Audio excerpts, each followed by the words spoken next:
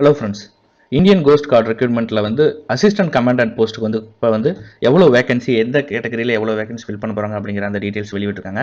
So last 2 week முன்னாடி வெறும் notification மட்டும்தான் வெளியிட்டிருந்தாங்க. இதில் எவ்வளோ வேகன்சி ஃபில் பண்ண போகிறாங்க அப்படிங்கிற அந்த டீட்டெயில் வந்து சொல்லலை. ஸோ இப்போ அதற்கான அந்த டீட்டெயிலோட 19/2, அதாவது நேற்றுலேருந்து 6/3/2024 வரை ஆன்லைனில் அப்ளை பண்ணிக்கலாம் அப்படிங்கிறதான் சொல்கிறாங்க இந்த Indian coast card assistant commandant.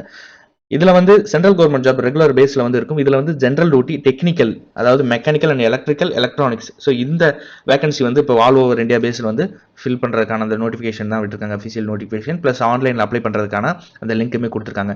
So Indian coast guard vacancy டீட்டெயில்ஸில் பார்த்தோம் அப்படின்னா ஜென்ரல் டியூட்டியில் 50, டெக்னிக்கல், மெக்கானிக்கல், எலக்ட்ரிக்கல், எலக்ட்ரானிக்ஸ் மேலில் வந்து 20 அப்படிங்கிற மாதிரி சொல்லியிருக்காங்க.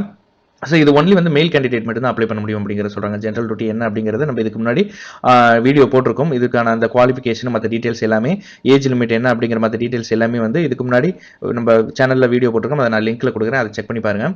ஸோ இப்போ வந்து இதுக்கு வந்து அப்ளிகேஷன் ஃபீஸ் வந்து கொடுத்துருக்காங்க. என்ன அப்படின்னா SC, ST, PWD கேண்டிடேட்டுக்கு எந்த வித அப்ளிகேஷன் ஃபீஸும் கிடையாது. அதர்ஸ் எல்லாமே வந்து 300 ரூபாய் வந்து பே பண்ணணும். பேமெண்ட் மெத்தட் பார்த்தீங்கன்னா ஆன்லைனில் பே பண்ணிக்கலாம். நெட் பேங்கிங், UPI இந்த மாதிரி இதை யூஸ் பண்ணி நம்ம பே பண்ணிக்கலாம். லாஸ்ட் டேட் பார்த்தீங்கன்னா 6/3/2024. ஸோ இந்த டேட்டுக்குள்ள நீங்க ஆன்லைனில் அப்ளை பண்ணணும் அப்படிங்கிறத சொல்றாங்க. ஸோ அதுக்கப்புறம் பார்த்தீங்கன்னா இதில் அப்ளை பண்ணுறதுக்கான அந்த எலிஜிபிலிட்டி எல்லாமே கொடுத்துருக்காங்க. ஸோ அப்ளை பண்ணுறப்ப கரெக்டாக அந்த கொடுத்துருக்க இன்ஸ்ட்ரக்ஷனை நீங்கள் ஃபாலோ பண்ணி நீங்கள் அப்ளை பண்ணணும்.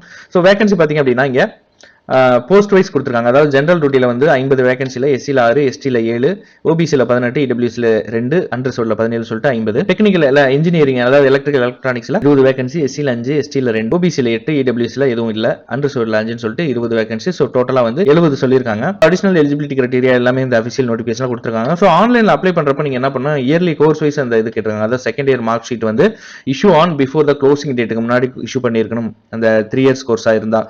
அதே போல் வந்து தேர்ட் இயர் மார்க் ஷீட் வந்து க்ளோசிங் டேட்டுக்கு முன்னாடி இஷ்யூ பண்ணிருக்கணும், 4 இயர்ஸ் கோர்ஸாக இருந்தால். அதுக்கப்புறம் செமஸ்டர் கோர்ஸ்னு சொல்லியிருக்காங்க. ஸோ இந்த 6th செமஸ்டர் கோர்ஸ், அதாவது 5th செமஸ்டர் கோர்ஸ் அதே போல தான் வந்து க்ளோசிங் டேட்டுக்கு முன்னாடி இருக்கணும். 7th செமஸ்டர் மார்க் ஷீட் எல்லாமே வந்து அந்த 8வது செமஸ்டருக்கு முன்னாடி, அந்த க்ளோசிங் டேட்டுக்கு முன்னாடி கொடுத்துருக்கணும். ஸோ இந்த எலிஜிபிலிட்டி இல்லை அப்படின்னா அப்ளை பண்ண முடியாது அப்படிங்கிறத சொல்லியிருக்காங்க. ஸோ அந்த அஃபிஷியல் நோட்டிஃபிகேஷனை ஃபுல்லாக ரீட் பண்ணிட்டு அதுக்கப்புறம் உங்களுடைய எலிஜிபிலிட்டி இருக்காங்கிறத நீங்கள் செக் பண்ணிட்டு அதுக்கப்புறம் அப்ளை பண்ணலாம். ஸோ இதில் நம்ம ஏற்கனவே சொன்ன மாதிரி 5 ஸ்டேஜஸ் இருக்குது. இந்த 5 ஸ்டேஜஸ்ல வந்து என்னென்ன பண்ணுவாங்க அப்படிங்கிற ஃபுல் டீட்டெயிலுமே நம்ம இதில் கொடுத்துருக்காங்க. ஸோ எப்படி அப்ளை பண்ணால் join Indian coast card CDAC.in இந்த வெப்சைட்டில் வந்து நம்ம அப்ளை பண்ணிக்கலாம். மல்டி ஆப்ஷன் என்ட்ரி ஸ்கீம், அதாவது 2, அதாவது டெக்னிக்கல் அப்புறம் வந்து ஜென்ரல் டியூட்டி ரெண்டுக்குமே அப்ளை பண்ணலாம் அப்படிங்கிறத சொல்லியிருக்காங்க. ஸோ இதில் வந்து during process of stage 1 result and அப்புறம் ஷார்ட் லிஸ்டிங் ஸ்டேஜ் 2 இதை பேஸ் பண்ணி தான் வந்து உங்களுக்கு அந்த ஃபர்ஸ்ட் ப்ரிஃபரன்ஸ் கொடுப்பாங்க அப்படிங்கிறது கொடுத்துருக்காங்க. ஸோ எலிஜிபிலிட்டி கிரைட்டீரியா என்னங்கிறது கீழே டீட்டெயிலாக கொடுத்துருக்காங்க. ஸோ டாக்குமெண்ட் எப்படி அப்ளை பண்ணணும் அப்படிங்கிற மற்ற டீட்டெயில்ஸ் எல்லாமே சொல்லியிருக்காங்க. என்னென்ன டாக்குமெண்ட் எவ்வளோ சைஸில் அப்லோட் பண்ணணும் அப்படிங்கிற டீட்டெயில்ஸ் எல்லாமே. எக்ஸாமினேஷன் சிட்டி வந்து நீங்களே சூஸ் பண்ணிக்கலாம்.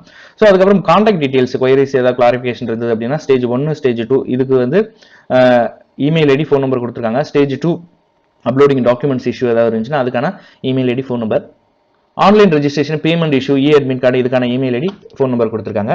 ஸோ டென்டேட்டிவ் ஷெட்யூல் வந்து இதுக்கு வந்து stage 1 April 2024, stage 2 May 2024, stage 3 வந்து ஜூன் ஆகஸ்ட் 2024, ஸ்டேஜ் 4 ஜூன் அல்லது நவம்பர், ஜூன்லேருந்து நவம்பருக்குள்ள, ஸ்டேஜ் 5 வந்து டிசம்பர் எண்டில் வரும் அப்படிங்கிறத சொல்கிறாங்க. ஸோ இந்த வெப்சைட்டில் join Indian coast card CDAC இதில் போயிட்டு நீங்கள் அப்ளை பண்ணிக்கலாம். Registration for assistant commandant CGCAT 2025 வந்து அப்ளை பண்ணிக்கலாம். ஃபர்ஸ்ட் வந்து அக்கௌண்ட் ரெஜிஸ்டர் பண்ணிங்க, அதுக்கப்புறம் இமெயில் ஐடி, பாஸ்வேர்டு கொடுத்து சைன்இன் பண்ணிக்கங்க.